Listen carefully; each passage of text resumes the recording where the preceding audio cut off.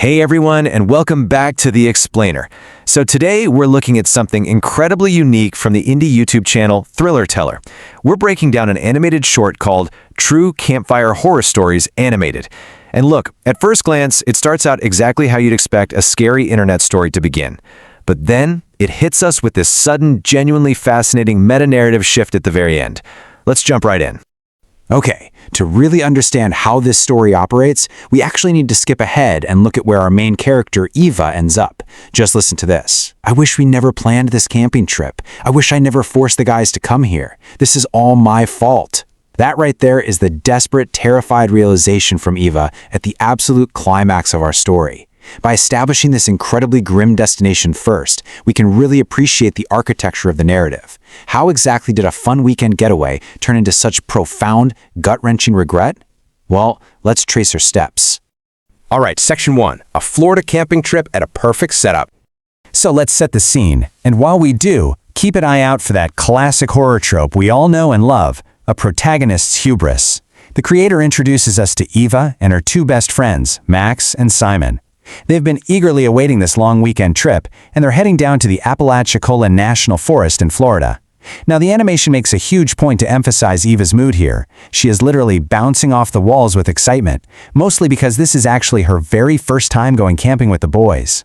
When they finally arrive on Saturday night, the atmosphere is, well, it's perfect. They've got a warm fire going, they're eating barbecue, swapping scary stories. It is the picture-perfect setup for a weekend out in nature. But, you know, in a horror animation, perfect setups are basically just glass waiting to be shattered. Now check out the core dynamic between our characters here. While they're just hanging out by the fire, Eva starts bragging a bit. She points out how much she had to drag the guys out there.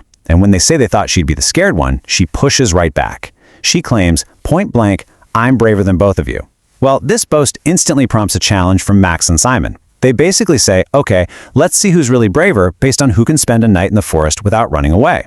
This seemingly innocent, playful little challenge, it completely locks them into their fate. It's this brilliant little inciting incident that makes absolutely everything that happens next incredibly ironic. Which brings us to Section 2, the midnight disappearance, and where the horror really begins. Here is where the pacing just falls off a cliff. The fun camping trip completely devolves into a desperate survival situation. Let's look at the timeline, because things escalate fast. Around midnight, Eva gets tired, heads to her tent, and the boys follow suit shortly after. But in the dead of night, Eva is jolted awake by this weird growling sound coming from the trees. She completely panics, bolts from her tent, and wakes up Max and Simon to ask if they heard it too. And here is where that earlier challenge really comes back to bite her.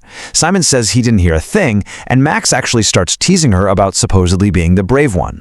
But, you know, to make her feel better, they decide to step outside and check the perimeter, promising they'll be right back. And then the true tension sets in. Half an hour passes. Nothing. They don't come back.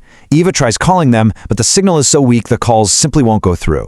Finally, trying to pull herself together, she makes the terrifying decision to leave the safety of the tent and go look for them. The forest was pitch black and cold. The creator uses this simple but intensely effective atmospheric dread. Eva is now walking entirely alone. The isolation is absolute. Her cell phone is totally useless, and she is just entirely swallowed up by this freezing, lightless environment.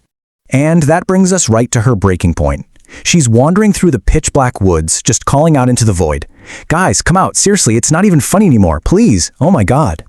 This is Eva's frantic final search before she completely shatters. The terror just overwhelms her, and she makes the ultimate horrible choice to abandon the search. She runs to her car and drives away as fast as she can, leaving her friends behind in the dark. That is the exact moment she delivers the line we looked at the very beginning of this explainer, utterly consumed by regret, blaming herself for forcing them out there in the first place. Now, normally, that is exactly where a spooky internet story would end, right? But let's move to Section 3, behind the animation and the creator's reality. We step completely out of those dark fictional woods because the short film suddenly cuts to a message directly from the animator behind Thriller Teller. They pull back the curtain on their whole process with just incredible vulnerability. The creator explains that they actually narrate the videos themselves purely out of necessity. It's just really hard to find someone else to do it. They openly identify as a non-native English speaker, and they directly address the comment section. They acknowledge that, hey, some people haven't been enjoying the narration style. But instead of getting defensive or angry, the creator just asks for grace. They say they're trying their absolute best to improve and explicitly ask for the audience's feedback so they can keep getting better. It's the stark, superhuman contrast to the terrifying fiction we were just entirely wrapped up in. And this leads us seamlessly into how these indie YouTube horror channels actually thrive. It's all about community collaboration. The creator issues a direct call to action to their viewers. If you're a narrator or if you just have a really creepy story, they lay out a simple 3-step process. First, write your story or record your audio. Second, shoot the link over to the creator's email, which is right there in the description. And third, the creator will actually animate your submission and post it for the world to see. They even end by reminding viewers to leave a comment because they genuinely love reading all of them. It's like a giant digital campfire where everyone gets a turn to speak. So, we bridge this terrifying fictional ordeal with the creator's very real-world request. Eva barely survived the pitch-black forest, and her nightmare became the art we just analyzed together. It leaves us with a really fascinating question to ponder about our own role in this collaborative horror space. If you survived the pitch-black forest, would you send your story to be animated next? Thank you so much for joining me for this explainer. I really hope you found this breakdown as captivating as I did. Keep learning, keep questioning, and I'll see you next time.